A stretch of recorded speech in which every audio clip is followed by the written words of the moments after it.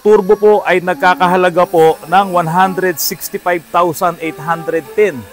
Ayan po, 165,810 ang halaga ng turbo.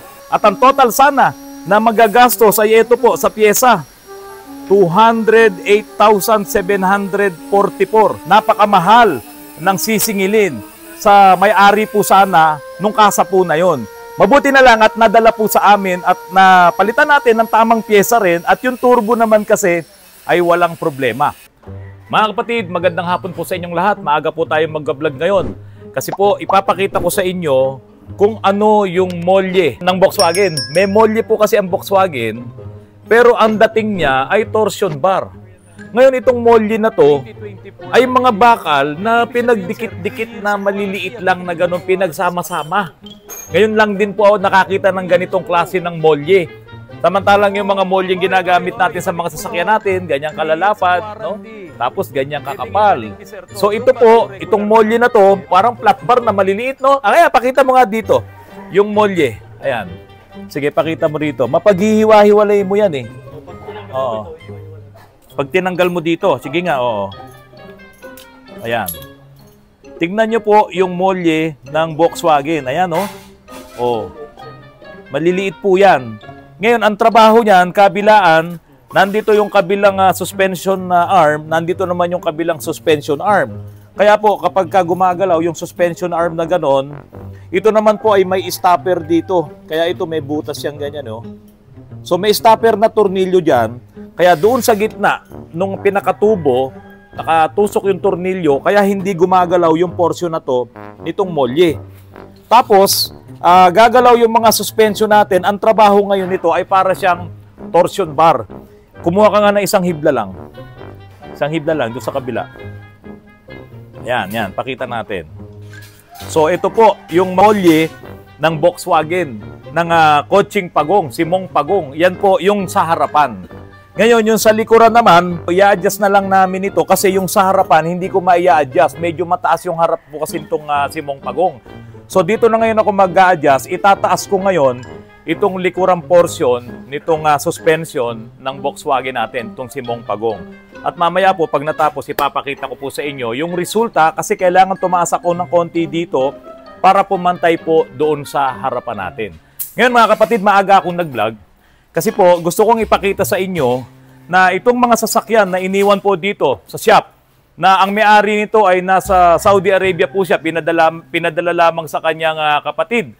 Maging yung gold po na yon ay nasa Cavite pa. Karamihan po kasi ng mga sasakyan na ipinapagawa po sa amin ay mga nasa probinsya, yung mga may-ari. Tulad na lamang po nitong Hyundai Santa Fe po na to. Tapos na po, ang dami naming ginawa dito. Sa kasa po, halos umabot ng 200,000+ ang babayaran nito. Sobrang mahal. Pati yung kanilang turbo na ibinebenta ay halos 165,000 pesos. Naku po, talagang kung wala kang pera, hindi mo papatulan yung gusto ng kasa. Ipapakita ko po sa inyo yung computation ng kasa sa magagastos po sana nung sasakyan na ito. Pero lahat po yan ay tapos na. Nakabili rin kami ng mga bagong pyesa. At yung kanyang turbo, wala namang problema. Nilinis lamang po namin at okay na. Ngayon, maayos na po ito. Ginawa na namin.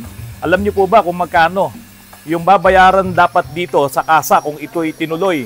Ang turbo po ay nagkakahalaga po ng 165,810. Ayan po, 165,810 ang halaga ng turbo. Kaya po, hindi talaga pumayag yung may-ari po nito at ang total sana na magagastos ay ito po sa pyesa, 208,744. Sa pyesa pa lang po yun. Mga kapatid, ginawa ko po ito. Nagpalit ako ng mga door locks, nagpalit ako ng mga pyesang may problema, pati po yung speed sensor, dalawa. Sa harapan, nagpalit ako ng clock spring, original din po ang binili ko. Pero mura lang po ang kuha ko. Original po yun. Samantalang ito, napakamahal ng sisingilin sa may-ari po sana nung kasa po na yon. Mabuti na lang at nadala po sa amin at napalitan natin ng tamang pyesa rin at yung turbo naman kasi ay walang problema. Okay lang kung saan nyo gustong magpagawa. Ang sinasabi ko lamang po dito sa vlog ko na to, hindi naman sira yung turbo. Kaya nga po, nilinis ko lang at maayos na po ang takbo itong si Hyundai Santa Fe. Ayan po, tignan nyo yung mga maruruming portion ng makina nito. Nilinis ko yan, yung intake manifold, yung EGR. At ayan, tignan nyo po yung turbo. Ayan, malinis na po yan. Yung turbo assembly na sinasabi na papalitan na 165,810, hindi po tayo nagpalit. At ngayon, maayos na po yung sasakyan. Kung sira talaga, bakit hindi palitan? Pero napakamahal ng 165,000. Kaya po, makakarating na po ito diyan sa Tagaytay City, Camarty Pacson. Pwede nyo na po ito ipakuha kahit bukas po para magamit nyo na po ang inyong sasakyan. Ngayon, meron pa po akong ginagawa doon. Ang may-ari po ay nasa Saudi Arabia. Habang ito po ay binababa ang transmission kanina, nag-uusap na po kami sa Messenger. Kasi nga po, mahirap naman na papapalitan ko yung mga pyesa nang hindi niya nakikita. Kaya ang nagiging communication po namin ay yung Messenger na habang kinakalas yung mga pyesa dito, ibinababa namin at ipinakikita ko po sa kanya yung mga papalitang pyesa. Ongoing po, binababa namin yung transmission mo. Mamaya pag nababa yung transmission, papakita ko po sa inyo kung ano ang condition ng inyong clutch assembly. Sige, pag naibaba mo na, saka ako na itutuloy yung video, no? Pakita mo sa akin na ibinababa mo na.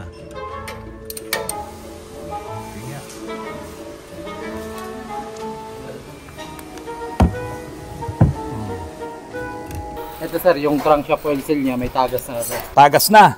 Okay, ang tanong ko sa'yo, konti lang naman yung tagas. Diba? Eh bakit gusto mo nang papalitan? Kasi sir, sayang naman ang baba natin kapag hindi natin ito pinalitan tapos tumaga siya. Oo. Bababa na naman ulit. Baba na naman, bayad na naman siya. Oo, kaya irerekomenda natin na palitan na yung crankshaft oil seal para masabay na doon sa trabahong gagawin natin. O ngayon, ano naman ang nakita mo doon sa clutch? Sira na yung release bearing niya, medyo kalog na rin. Oo, ayan, kalog na. Oo, kaya medyo maingay. Okay, at saka ang reklamo ng may-ari nito ay matigas ang clutch. Pag matigas ang clutch, ano ginagawa natin? Magic washer lang po. Naglalagay tayo ng magic washer doon sa ilalim ng pivot ball. Makipakita mo nga, baka kasi yung iba gusto nyong malaman ng hiwaga ng magic washer. Okay, tatanggalin yung pivot ball. Ayan, ayan. Tatanggalin yon, pinipihit lang naman. At sa ilalim nun ay maglalagay kayo ng 2 mm na washer. Ipapailalim nyo doon sa pivot ball. Ngayon, yung kondisyon ng kanyang clutch lining, kumusta? Makapal pa naman po, kaso yung problema, yung mga Spring. niya po. Oo. Yan, maingay na. O kaya minsan, kapag inaapakan mo yung clutch, minsan nagdadragging. Nagdadragging, at saka umiingay talaga, pumapalo-palong ganun. Kasi yung spring niya ay sira na. Diba? So ngayon, palit na rin tong clutch cover, pressure plate, clutch disc, pilot bearing. Yung pilot bearing, ano ba ang epekto pag nag-stack up to? Siyempre, iingay po yung kasi hindi na makaikot ng maayos yung main drive. Oo. Ang pilot bearing, halimbawa ito, nag-stack up. Ang mangyayari, ito, nakakabit. Saan ba nakakabit to? Flywheel. Flywheel niya. Oo, nakakabit to sa flywheel. Pag nag-stack up to, umiikot yung buong yung buo. Opo. Iniikot din niya yung main drive. Kaya pagka gusto mong magpalit ng kambyo, ayaw pumasok ng kambyo. Hirap na po i-cambio. Hirap i-cambyo kasi nga ayaw namang huminto nung main drive. Kasi nga stack up yung pilot bearing. Mga kapatid, ito ang pinakamurang bearing. 300 pesos nga lang yata ito. Huwag mo nang tipirin to. Dahil pag ito nasira, hindi ka nagpalit, baba ka na naman. Mas mahal. Doon po sa may-ari nito, si Roderick Basco, ito na po yung mga bibili natin. Yung pong inyong differential ay i-overhaul din po namin. Papalitan po ng 4 na bearing. Yung pinion bearing saka yung 2 bearing doon sa axle. So, yun po yung mga gagawin dito at ipapakita ko po sa inyo yung mga aayusin natin. Ngayon, meron akong bisita dito. Kanina pa silang umaga. Anong oras po ba kayo narito? 8:15. 8:15. Nandito na po kayo. Saan po ba kayo galing? Camarin, Caloocan. Ano po ang sira ng inyong sasakyan? Nagpalit lang po kami ng radiator. Radiator. Tsaka yung belt. Yung belt po, yung serpentine belt. Nagpalit po kayo. Yung pong bang timing belt po niya, napalitan na. Hindi pa po. Ilan na po tinakbo? 19 na po. Kailangan na rin po yung palitan. Kasi po, iilaw po ang timing belt niyan doon sa gauge nyo pag na-reach na yung mga 130,000. Kaya lang yun yung regular na ginagamit nyo. Ito po 2008, 2025 na po ngayon, ilang taon na po siya? 17. So 17 years na po siya. Medyo alanganin na rin yung timing belt niyan. Kaya siguro po, recommendation ko, mapalitan nyo na rin po ng timing belt yan as soon as possible. Susunod na balik po. Opo, yung iba kasi ang inaasahan nila yung umilaw yung timing belt. Minsan hindi na po nangyayari yun, napuputol na. Kaya po lalaki ang gastos nyo. Pero dahil sa sinwerte po kayo, ano po yung radiator na inilagay po sa inyo? Yung aluminum. Aluminum. Okay, Boss Carlotan, salamat at meron kang available na aluminum na radiator. Tara, tignan natin kung ano yung radiator na yun. Hali kayo. Tignan nyo po. Nasaan po yung luma? Ito yung luma, oh. Tignan nyo naman, oh. Basag-basag na, oh. Oh. Tapos ito, naputol din. Oo. Radiator, pag nasira, tumagas ang coolant, overheat, nako, 100,000 magagastos nyo sa overhaul ng makina. Eh ngayon, nakapagpalit na kayo ng bagong radiator, ito na po, nasaan yung radiator? Pakita mo nga, Glenn. Ito, oh, nakamount na po yung aluminum radiator. Ayan, oh, aluminum po ito. Dito pong Toyota Fortuner na 2008 model. Oh. So, ang recommendation natin kay sir, magpalit ng timing belt as soon as possible. Asa po yun. Ano po, sir? Para po ma-preserve nyo na yung inyong engine ay hindi pa talaga mabubuksan dahil hindi ma-overhaul. Kailangan mapalitan po kayo ng timing belt as soon as possible. 80,000 po tinakbo? 90. Kaya lang 12 years 17. Na. 17 years. Masyado na matagal yun. Unahan nyo na po, bago pa umilaw yung timing belt, magpalit na po tayo. Ano po pangalan nyo, sir? Jojo po, Jojo Peñano. Sir Jojo Peñano. Peñano, yung pong inyong ex-girlfriend, ano pong pangalan? Cecil po. Cecil. Ex-girlfriend nyo po, ano? Opo. Dahil? Misis ko na ngayon. Ayun. Mga kapatid, si Sir Joel Garcia. Hindi ka ba kamag-anak ni Eddie Garcia? Ha? Sabi nila. Sabi nila. Kasi Okay. taga-Bicol din. Ay, mga Bicolano po lahat to. Oo. Ito po ay pan blower sa loob, doon sa dual. Doon sa second evaporator, ito yung pan blower. Ang inyo pong Toyota Veloz ay ilang taon na po yan? Ano yan? Isang taon pa lang. 2024 yan na nabili. 2024 na bili. Oo. Ibig sabihin sir, 3 years ang warranty. Ba't hindi mo pa warranty sa kanila to? May warranty pa ba yan? 3 years po. Ay, ganun? Oo. Oy, ibalik mo to. 3 years ang warranty. Pwedeng ibalik ni Sir to. Doon ba kayo regular na nagpapa-PMS? Ako, dito sa may Marikina. Oo. Okay, si Marikina, si Cubao din yan. Mm. Okay, so ito po ay under warranty pa. Ibalik mo to, kailangan palitan to ng Toyota kasi 100,000 or 3 years. Ilan na po tinakbo? Magkita 3,000 na eh. Huling PMS Oo. na yun. Hindi po, dire-diretso lang po ang PMS nyo doon.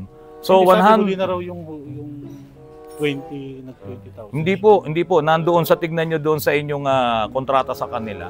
Yung warranty nyo po ay 100,000 kilometers or 3 years, whichever comes first doon sa dalawa na yon. Kung nauna kayo doon sa 3 years, naka 110,000 na kayo, tapos na yung warranty. Ang pinag-usapan po natin, warranty. Oh, so dahil regular kayong nagpapa-PMS doon, hindi maboboid ang warranty nyo. Pero ang warranty sa electronics, hindi ito maboboid hanggat hindi tapos ang inyong warranty period. Halimbawa, yung nagpapa-change oil sa ibang shop, katulad namin, under warranty kayo, ang sabi nila maboboid daw ang warranty sa engine. Pero may nabasa ako na batas tungkol yan, hindi dapat maboid. Kasi ang warranty nyo is 100,000 or 3 years. Pero since kayo naman ay religiously, doon kayo nagpapa-PMS sa kanila, doon nyo pinapa-check up, ngayon, sira talaga to, hindi umaandar, punta kayo sa Monday, sa Toyota Marikina or sa Toyota Cubao, pwede rin kahit dito sa Toyota Taytay kasi warranty po kayo. Lahat ng Toyota ay pwede nyong puntahan. Oo. So kayo po ay warranty pa, huwag kayong mag-aksaya ng pera sa akin. Papalitan nila to, walang bayad. Oo, mabuti na lang na interview ko kayo, no? Para maano nyo, ma-benefits pa nyo yung mga dapat nyo ma-benefits dahil warranty po yan, 3 years or 100,000. Ibalik mo to. Hindi natin kailangan pakialaman yan. Wala naman tayong sinira dyan. Ibalik mo doon. Nilinis nga yung filter eh. Yung filter sobrang dumi. Hindi nyo nilinis yung filter ha. So ayan sir, huwag kayong gumaya dito sa Hyundai Santa Fe na to. Gusto nilang palitan ng turbo assembly, hindi naman pala sira. Marumi lang. Ang nagka-problema lang ay yung turbo actuator, nilinis po namin at okay na po itong Hyundai Santa Fe. 165,000 sana ang nasayang na wala namang katuturan dahil buo naman yung turbo. Kaya po, Kamarti, diyan po sa lokal ng Tagaytay City, pwede nyo na pong makuha ang inyong Hyundai Santa Fe. Galing pa po yan ng Tagaytay. Mga kapatid, dun sa napanood nyo po, naayos na namin yung Hyundai Santa Fe na yon. Kung pumayag pala yung may-ari, napalitan ng turbo yon, napakalaki ng perang mawawala sa kanya kasi hindi naman sira yung turbo. Kaya tama po yung mga nagsasabi sa mga vlogs ko, yung mga nagko-comments po doon na importante ang second, third, fourth opinion. Napakabuti po nun para sa lahat sa atin. Kasi kahit naman kami, kapag may mga ganyan, ay mas gusto namin dahil mas napag-aaralang mabuti, maigi, yung mga problema katulad niyan na hindi naman sira yung turbo, pinapapalitan po ng kasa. Kaya po, sa susunod, kapag kayo may mga problema sa inyong mga sasakyan, hanapin ang inyong trusted na mekaniko or tumawag at mag-message po kayo sa akin, baka ako po ay makatulong sa inyo. Mga kapatid, maraming salamat at magandang hapon po sa inyong lahat.